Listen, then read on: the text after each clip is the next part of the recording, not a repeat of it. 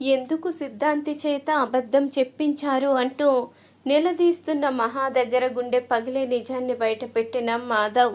అసలు ఏం జరిగింది తెలుసుకోవాలి అనుకుంటే వీడియోని చివరి వరకు స్కిప్ చేయకుండా చూసేయండి. ఇక పోలీసులు అయితే శైలు ఇంటికైతే వస్తారు. అప్పుడే ఇక శైలు అయితే చెప్తూ ఉంటుంది, వీళ్ళే ఇన్స్పెక్టర్ నన్ను కొట్టి చంపేస్తున్నారు, అందుకని ఇక మీకు కంప్లైంట్ ఇవ్వక తప్పలేదు అంటూ శైలు అయితే అంటూ ఉండంగా, ఏంటి అమ్మాయి మీదే చేయి చేసుకుంటున్నారా? మీరు మనుషులా పశువులా? చూడ్డానికి మనుషులు చూస్తే దున్నపోతుల్లా కనిపిస్తున్నారు, అమ్మాయి మీద చేయి చేసుకోవడం ఏంటి అంటూ పోలీసు ఇన్స్పెక్టర్ అడుగుతూ ఉంటుంది. అప్పుడే ఇక అబ్బే అదేమీ లేదు ఎస్ఐ గారు అంటూ ఇక వరాలు అలాగే సురేష్ ఇద్దరూ కూడా చెప్తూ ఉంటారు. లేదు ఇన్స్పెక్టర్, వీళ్ళు నన్ను చావగొడుతున్నారు అనడానికి నా దగ్గర సాక్ష్యం ఉంది అంటూ తన ఒంటి మీదున్న వాతలను అయితే చూపిస్తుంది. అప్పుడే సురేష్ అయితే ఒక్కసారిగా షాక్ అవుతాడు. ఏంటి, ఈ అమ్మాయిని ఇంత దారుణంగా కొట్టారా? అసలు మీకు మనసు ఎలా వచ్చింది? తను మీ కన్న కూతురేనా అంటూ అడుగుతూ ఉంటుంది ఇన్స్పెక్టర్ అయితే. అప్పుడు ఇక అదేంటి అంత మాట అన్నారు అంటూ వరాలు అనగానే, మరి లేకపోతే ఏంటి, నువ్వు ఆడదానివే కదా, ఒక కన్న తల్లివే కదా, మరి నీ కన్న కూతురిని అంత దారుణంగా హింసిస్తే ఎవరైనా కానీ అలాగే అనుకుంటారు. ఏంటయ్యా, ఇంటికి పెద్ద మనిషివి, నీ భార్యకి కాస్త గడ్డి కూడా పెట్టలేవా? నీ కూతుర్ని అంతగా కొడుతూ ఉంటే ఏదో చోద్యం చూసినట్టు చూస్తూ ఉంటున్నావా ఏంటి? నీ కొడుకు నీ భార్య అంతగా నీ కూతుర్ని హింసిస్తూ ఉంటే కనీసం మాట కూడా మాట్లాడకుండా ఏం చేస్తున్నావయ్యా ఇంట్లో ఉండి అంటూ ఇన్స్పెక్టర్ అయితే అడుగుతూ ఉంటుంది. అది మేడం, అదేమీ లేదు, ఇది ఇంట్లో గొడవ, మేం చూసుకుంటాము, దయచేసి మీరు వెళ్ళండి అంటూ అనగానే, మా దగ్గరికి రానంత వరకే మీ ఇంట్లో గొడవ, మాకు కంప్లైంట్ వచ్చిన తర్వాత అది మీ ఇంట్లో గొడవ అవ్వదు, అది బయట పబ్లిక్ గొడవే అవుతుంది. ఇంకొకసారి మీ అమ్మాయి దగ్గర నుంచి కంప్లైంట్ వచ్చినా కొట్టి చంపేస్తున్నారు అన్న ముక్క మాకు వినిపించిన ఊరుకునే ప్రసక్తే లేదు. ఇప్పుడు ఏదో కాస్త వార్నింగ్ ఇచ్చి వెళ్ళడానికే వచ్చాను. ఈ కంప్లైంట్ ఇంకొకసారి గనుక వస్తే మిమ్మల్ని జైల్లో చెప్పకూడు తినేలా చేయవలసి వస్తుంది. గుర్తుపెట్టుకోండి. అమ్మ శైలు, నీ ఒంటి మీద ఒక్క దెబ్బ పడినా నాకు మళ్ళీ ఫోన్ చేయి, వెంటనే నేనే వస్తాను అంటూ ఇన్స్పెక్టర్ అయితే చెప్పంగానే, సరే మేడం మీకు చెప్తాను అంటూ శైలు అయితే అంటూ ఉంటుంది. అప్పుడే ఇన్స్పెక్టర్ అయితే వెళ్ళిన తర్వాత వరాలైతే, ఏంటే మమ్మల్ని చివరికి ఇలా ప్రశాంతంగా కూడా బ్రతకనివ్వవా? మమ్మల్ని ఇక పోలీస్ స్టేషన్ల చుట్టూ తిప్పాలని చూస్తున్నావా? నిన్ను కన్న పాపానికి మాకు ఇదే తగిన శిక్ష అనుకుంటున్నావా? ఎందుకు ఇంత దారుణంగా మారిపోయావు అంటూ వరాలైతే అడుగుతూ ఉంటుంది. అప్పుడే ఇంతలో ఇక శైలు అయితే, మారిపోక ఏం చెయ్యను, మీరు చేస్తున్న పనులు అలాంటివి, నన్ను రోజు చావగొడుతూ ఉంటే నేను ఏమైపోను, అందుకని ఇలా కంప్లైంట్ ఇచ్చాను. ఇంకొకసారి నా పెళ్లి గురించి ప్రస్తావన తీసుకువచ్చిన, అలాగే నన్ను కొట్టాలని చూసినా ఊరుకునే ప్రసక్తే లేదు. నేను ఎప్పటికైనా కేశవనే పెళ్లి చేసుకుంటాను, ఎప్పటికైనా ఆ ఇంటి కోడలుగానే వెళ్తాను తప్ప ఇక ఏ ఇంటికి నేను వెళ్ళే ప్రసక్తే లేదు అంటూ ఇక చెప్తూ ఉంటుంది శైలు అయితే.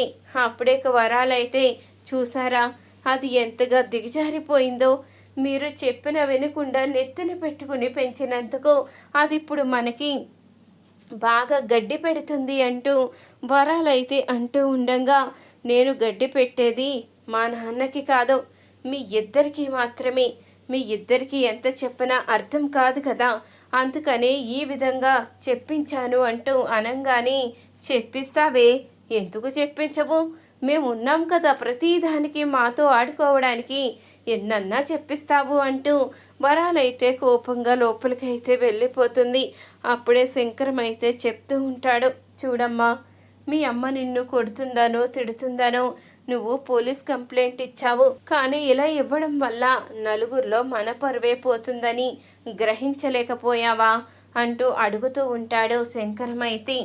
అది కాదు నాన్న, నువ్వే చూస్తున్నావు కదా వాళ్ళు నన్ను ఎలా టార్చర్ చేస్తున్నారో, నువ్వా మాట్లాడే రైట్స్ తీసుకోవడం లేదు. అలాగని నేను కూడా ఏమీ మాట్లాడకుండా ఎదురు తిరగకుండా ఉంటే వాళ్ళు నన్ను కొట్టి చంపేస్తారు. ఆ భయంతోనే కంప్లైంట్ ఇచ్చాను. నువ్వు ఉన్నప్పుడు వాళ్ళు ఏమీ మాట్లాడకుండా మౌనంగా ఉంటున్నారు. నువ్వు బయటికి వెళ్ళిన తర్వాత తల్లి కొడుకు ఇద్దరూ ఏకమై నాకు టార్చర్ చూపిస్తున్నారు. ఈ వాతలు ఒక్కసారి చూడు అంటూ శైలు అయితే వాతలైతే తన తండ్రికి అయితే చూపిస్తుంది. అది చూసిన శంకరమైతే కోపంతో రగిలిపోతూ ఉంటాడు. దీనికి ఎన్నిసార్లు బుద్ధి చెప్పినా కానీ ఇంగిత జ్ఞానం ఉండదు. ఎదిగిన కూతుర్ని, కన్న కూతుర్ని ఇంత దారుణంగా కొడుతుందా?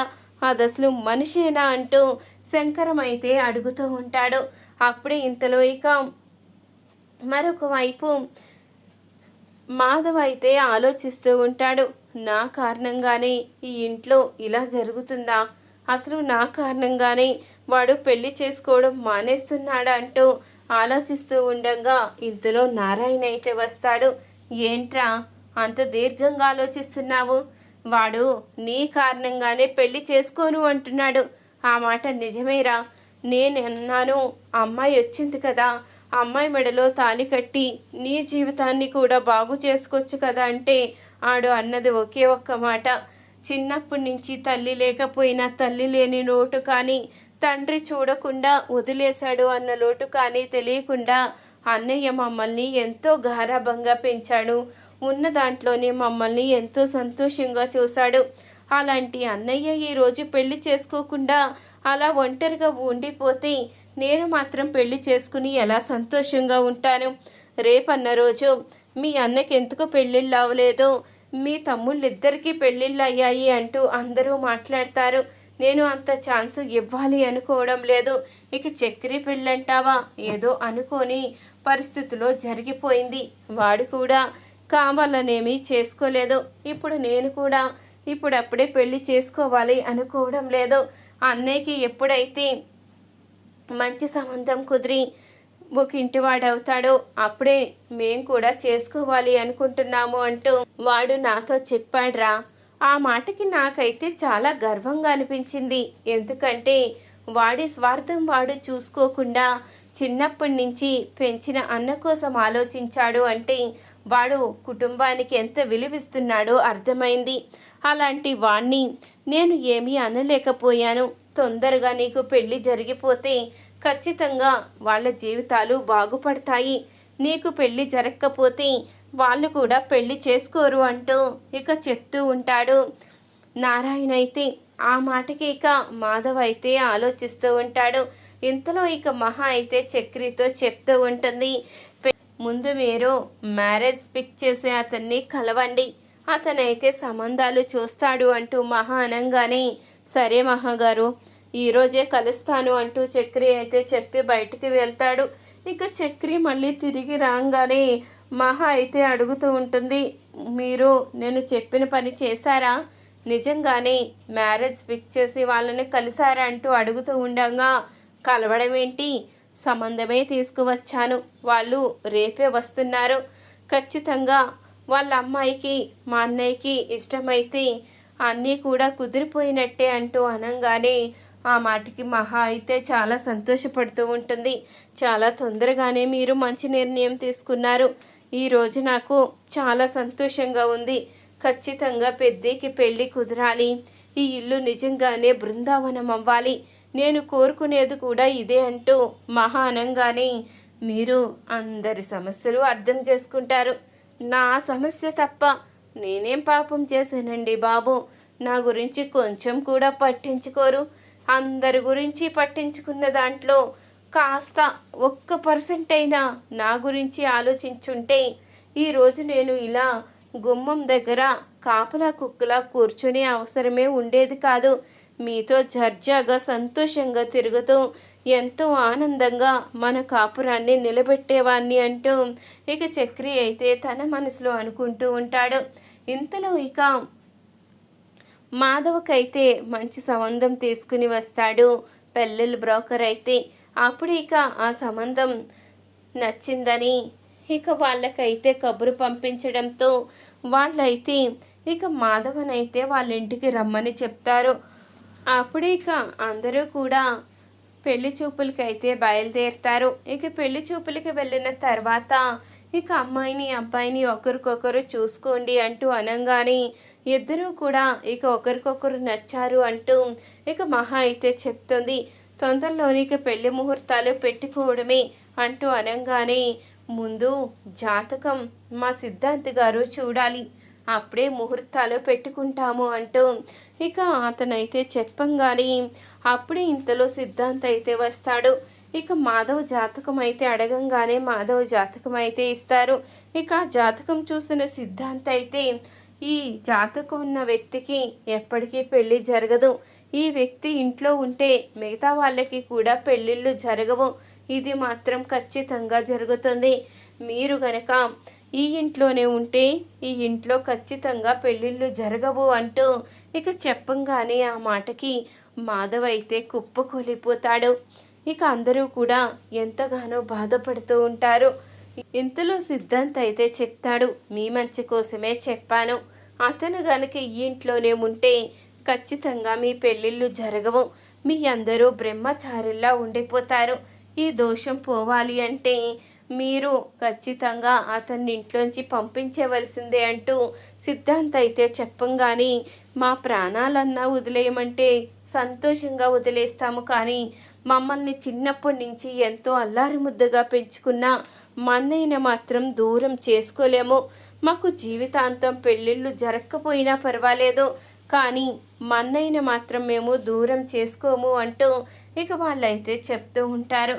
నేను చెప్పింది చెప్పినట్టు జరుగుతుంది, తర్వాత ఇక మీ కర్మ అంటూ ఇక సిద్ధాంత్ అయితే అక్కడి నుంచి వెళ్ళిపోతాడు. అప్పుడు ఇక పెళ్లి కూతురు గలోళ్ళు అయితే చెప్తూ ఉంటారు, క్షమించండి, జాతకాలు కలవంది అస్సలు చెయ్యలేము, జాతకాలు కలవకపోగా మీరు మీ భార్యతో కలిసే ఉండరని సిద్ధాంత్ చెప్తున్నారు, మీరు మీ భార్యతో కలిసి ఉండరు అంటే మీకు నా కూతుర్నిస్తే ఖచ్చితంగా ఆ శిక్ష నా కూతురికే పడుతుంది, కాబట్టి మేము ఈ పెళ్ళికి అంగీకరించలేకపోతున్నాము, దయచేసి ఏమనుకోకుండా వెళ్ళిపోండి అంటూ ఇక పెళ్లి కూతురు తరపు వాళ్ళైతే చెప్తారు. ఇక అందరూ కూడా ఇంటికైతే వస్తారు. అందరూ కూడా చాలా బాధపడుతూ ఉంటారు. అప్పుడు ఇక మాధవ్ కూడా ఆలోచిస్తూ ఉండగా ఇక మహా అయితే మాధవ్ దగ్గరికి అయితే వస్తుంది. ఏంటి పెద్ది, ఇంత గొప్పగా నటించడం ఎప్పుడు నేర్చుకున్నారు? అసలు ఇది నటన నిజమా అన్నట్టే ఉంది, నిజంగానే మీరు జీవించేశారు అంటూ మహా అయితే అడుగుతూ ఉంటుంది.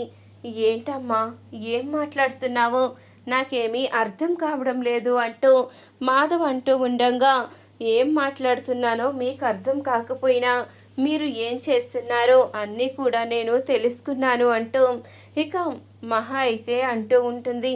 ఏంటమ్మా, నా గురించి ఏం తెలుసుకున్నావు? నా గురించి నీకు తెలియని విషయాలేమీ లేవే అంటూ మాధవ్ అనంగానే, అన్ని విషయాలు ఉన్నాయి, మీకు అన్నీ కూడా తెలిసేలా చేస్తాను, ఎందుకంటే మీరు కావాలనే నటించారని అర్థమైంది, అన్ని విషయాలు నేను తెలుసుకున్నాను. ఆ సిద్ధాంతిని వెళ్ళేటప్పుడు ఆపి నిలదీస్తే అసలు దేనికైనా పరిష్కార మార్గం ఉంటుంది కదా, దీనికి ఎందుకు పరిష్కార మార్గం చూపించలేదు, దయచేసి నిజం చెప్పండి అంటే అప్పుడు ఆ నిజాన్ని బయట పెట్టారు, మీరు కావాలని ఇదంతా చేశారని అర్థం చేసుకున్నాను, కానీ ఎందుకు ఇంత దారుణంగా మీ మీద మీరే నింద వేసుకుని ఎన్ని రోజులని ఇలా మోసపోతారు, అందుకని అడుగుతున్నాను అంటూ ఇక మహా అయితే చెప్తూ ఉంటుంది. దయచేసి నిజం చెప్పండి, ఎందుకు మీ జాతకం మీదే వంక పెట్టుకుని పంపించేశారు అంటూ ఇక మహా అయితే అడుగుతూ ఉండగా అప్పుడిక బోరునైతే మహా చేతిని పట్టుకుని ఏడుస్తూ ఉంటాడు మాధవ్. అయితే ఆ సిద్ధాంతి మామూలుగానే చెప్పాడమ్మా, కానీ నేను గనక పెళ్లి చేసుకోవాలని చూస్తే ఖచ్చితంగా అది జరుగుతుంది, ఇప్పటి వరకు ఇంట్లో ఎలాంటి ఇబ్బందులు లేవు కాబట్టి నువ్వు ఉండగలుగుతున్నావు, రేపన్న రోజు ఏదైనా గొడవ జరిగితే ఖచ్చితంగా ఉండలేరు, అయినా నా కోరికల్లా నా తమ్ముళ్ళు ముగ్గురికి పెళ్ళిళ్ళు చేసి వాళ్ళు పిల్ల పాపలతో సంతోషంగా ఉంటే అది చూసి నేను మురిసిపోవాలి అనుకున్నాను, అందుకనే ఇలా చేశాను, నాకు ఈ పెళ్ళి అంటే ఇష్టం లేదు, వాళ్ళు వచ్చిన తర్వాత ఇష్టం లేదని చెప్తే మర్యాదగా ఉండదు కదా, అందుకని ఇలా చేశాను అంటూ ఇక పెద్ది అయితే అంటూ ఉంటాడు. అప్పుడే ఇక మహా అయితే, నిజం చెప్పండి పెద్ది, మీరు ఏదో నా దగ్గర దాచిపెడుతున్నారని నేను అర్థం చేసుకోగలను, దయచేసి నిజం చెప్పండి అంటూ మహా అయితే అడుగుతూ ఉంటుంది. నిజమా? ఏం నిజం చెప్పనమ్మా, నువ్వు ఇంతగా ఒట్టు వేయించుకుని మరీ అడుగుతున్నావు కాబట్టి చెప్తున్నాను. నేను నిజంగానే ఈ పెళ్ళి వద్దనుకుని సిద్ధాంతిని వెళ్ళిపోయేలా చేశాను. ఆల్రెడీ సిద్ధాంతి గారికి డబ్బులు ఇచ్చి అబద్ధం చెప్పించేలా చేశాను. అందుకని నేను చెప్పింది చెప్పినట్టు చెప్పి వెళ్ళిపోయాడు అంటూ ఇక అనంగానే, అవన్నీ నాకు అనవసరం, మీరెందుకు అబద్ధం చెప్పారో చెప్పండి అంటూ మహా అయితే నిలదీస్తూ ఉంటుంది. నేను పెళ్ళి చేసుకోలేనమ్మా, అదే కారణం, అందుకనే ఆ సిద్ధాంతి చేత అబద్ధం చెప్పించాను అంటూ అనంగానే, మీకు పెళ్ళి ఇష్టం లేకపోతే నార్మల్గానే ఆ విషయం చెప్పించవచ్చు కదా, మరి మీరు ఎందుకు అలా వంకపెట్టి ఇలా చెప్పించారు అంటూ అడుగుతూ ఉంటుంది. మహా అయితే, ఏముందమ్మా, నాకు పెళ్లి చేసుకోవడం ఇష్టం లేదు, నేను అప్పట్లో గాయత్రిని ప్రేమించాను, ఇప్పుడు తను నా మనసులో లేకపోవచ్చు, కానీ నేను మాత్రం మర్చిపోలేను, నేను ఎవరిని పెళ్ళి చేసుకోలేను, మీ మాట కాదనలేక ఏదో పెళ్లి చూపులకి ఒప్పుకున్నాను, కానీ నాకైతే ఎట్టి పరిస్థితిలో ఇష్టం లేదు అంటూ ఇక చెప్పంగానే ఆ మాటకి మహా అయితే అడుగుతూ ఉంటుంది. గాయత్రికి ఇప్పుడు పెళ్ళైపోయింది, మీరు మనస్ఫూర్తిగా ప్రేమించినా ఏం చేసినా అది పెళ్ళి అవ్వకముందు మాత్రమే, ఇప్పుడు మీరు ఇలా మాట్లాడడం నాకు నచ్చలేదు అంటూ అనంగానే, నువ్వు పొరపాటు పడుతున్నావమ్మా, ఏదో గాయత్రిని ఇష్టపడుతున్నాను అన్నాను తప్ప నేను తన గురించి ఆలోచిస్తూ ఈ పెళ్లి చేసుకోవడం లేదు అనలేదుగా, త్వరలోనే చేసుకుంటాను, అంతవరకు ఇలా జాతకం దోషంతోనే ఉంటాను లేక అంటూ ఇక మాధవ్ అయితే అంటూ ఉండగా, అప్పుడే రిపోర్ట్స్ అయితే తీస్తుంది మహా అయితే. ఈ రిపోర్ట్స్ సంగతి ఏంటి అంటూ అనంగానే, అప్పుడిక మహా చేతులు పట్టుకొని కన్నీళ్లు పెట్టుకుంటూ, ఈ విషయాన్ని మీకు చెప్తే తట్టుకోలేరని మీ దగ్గర ఎవరి దగ్గర బయట పెట్టలేదమ్మా, నేను ఈ పెళ్ళి చేసుకోకపోవడానికి కారణం కూడా ఈ రిపోర్ట్సే, నాకు క్యాన్సర్ వచ్చింది, అందుకని ఇప్పుడు పెళ్ళి చేసుకుంటే నేను చేసుకునే అమ్మాయి జీవితం నాశనం అయిపోతుందని నేను పెళ్ళికి ఒప్పుకోలేదు, సిద్ధాంతి చేత అలా చెప్పిస్తే అయినా పెళ్లి ప్రస్తావన తీసుకురాకుండా ఉంటారు అని ఇలా చెప్పించవలసి వచ్చింది అంటూ ఇక మాధవ్ అయితే నిజాన్ని బయట పెట్టేసరికి ఆ నిజం తెలుసుకున్న మహా ఒక్కసారిగా షాక్ అయిపోతుంది. ఏంటి మీరు మాట్లాడేది అంటూ అనంగానే, ఏమీ లేదు, నేను ఉన్నదే చెప్పానమ్మా, ఈ విషయం వింటే మీరు తట్టుకోలేరని నాకు తెలుసు, అందుకని ఈ విషయాన్ని నీ దగ్గర బయట పెట్టలేదు, కానీ విషయం నువ్వు తెలుసుకున్నావు, ఈ విషయాన్ని మాత్రం ఎవరి దగ్గర చెప్పడానికే వీల్లేదు, ముఖ్యంగా చక్రికి కానీ కేశవకి కానీ విషయం తెలియకూడదు, కన్నాకి ఎలాగో నువ్వు చెప్పవని నాకు తెలుసు, వాళ్ళిద్దరికీ కూడా తెలియకుండా చూసుకోమ్మా అంటూ ఇక మాధవ్ అయితే చెప్పంగానే, ఇంతలో వీళ్ళిద్దరు మాటలు విన్నా చక్రి అలాగే కేశవ ఇద్దరు కుమిలిపోతూ ఉంటారు. అన్న జీవితానికి ఇంత ప్రమాదమా, ఈ విషయం ముందే తెలుసుంటే ఎప్పుడో అన్నని చెకప్ చేయించేవాళ్ళం కదా, ప్రతి విషయంలో కూడా మన దగ్గర దాచిపెట్టి ఎందుకు ఇలా చేస్తున్నాడు, ఇప్పుడు ఎందుకు ఒంటరిగా కుమిలిపోతున్నాడు అంటూ ఇక ఇద్దరు కూడా అనుకుంటూ ఉంటారు.